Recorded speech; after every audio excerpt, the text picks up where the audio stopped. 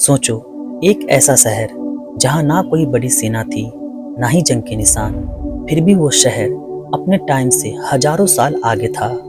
लेकिन अचानक वो पूरी सभ्यता इतिहास से गायब हो गई। मोहनजोदारो, एक ऐसा शहर जो आज भी इतिहासकारों के लिए एक सवाल बना हुआ है, जिसका जवाब आज तक पूरी दुनिया ढूंढ रही है। आज से लगभग 4000 साल पहले सिंधु नदी के किनारे बसा था मोहनजोदारो। ये सिर्फ एक शहर नहीं था, बल्कि सिंधु घाटी सभ्यता का सबसे एडवांस उन्नत सभ्यता का केंद्र था।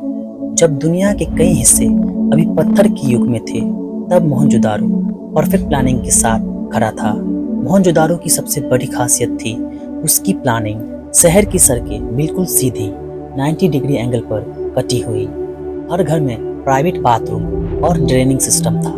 सोचो, आज से लगभग 4000 साल पहले जब दुनिया के ज्यादातर शहर गंदे पानी में डूबते थे, तब मोहनजोदारो में कवर्ड ड्रेन सिस्टम थी। ये सिस्टम आज के मॉडर्न शहरों से कम नहीं लगती थी। और सबसे अजीब बात, इस पूरे शहर में ना कोई राजमहल मिला, ना कोई बड़ा मंदिर, ना कोई मूर्ति। इसका मतलब क्या था? या तो यहाँ सब लोग बर्बाद थे, या फिर पावर किसी और तरह से काम करती थी। मोहनजोदारो का सबसे मशहूर स्ट्रक्चर था द ग्रेट बाथ, एक बड़ा कुंड जो शायद रिलीजियस या सोशल रिचुअल के लिए इस्तेमाल होता था। इससे ये पता चलता है कि यहाँ के लोग सिर्फ जीवित रहने पर नहीं, बल्कि कल्चर और डिसिप्लिन पर भी ध्यान देते थे।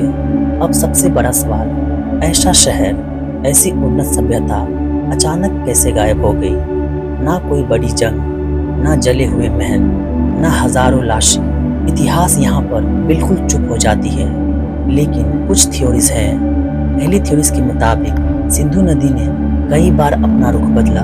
लगातार भयानक सुनामी ने शहर को धीरे धीरे रहने लायक नहीं छोड़ा। लोगों ने मजबूरन इस शहर को छोड़ दिया।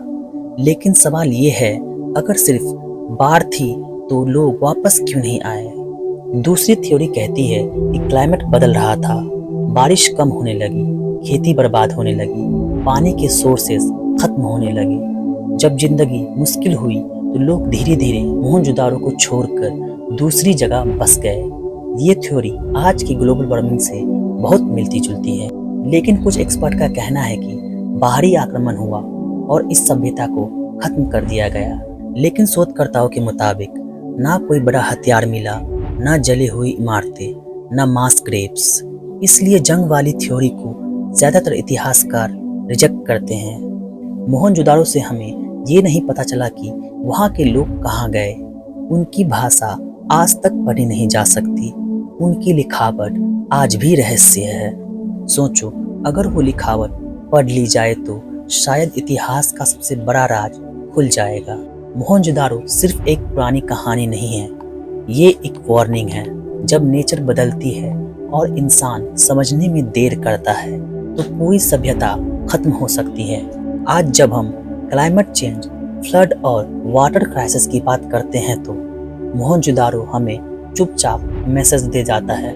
शायद वहाँ के लोग समझदार थे, उन्होंने अपनी जान बचाने के लिए शहर छोड़ दिया।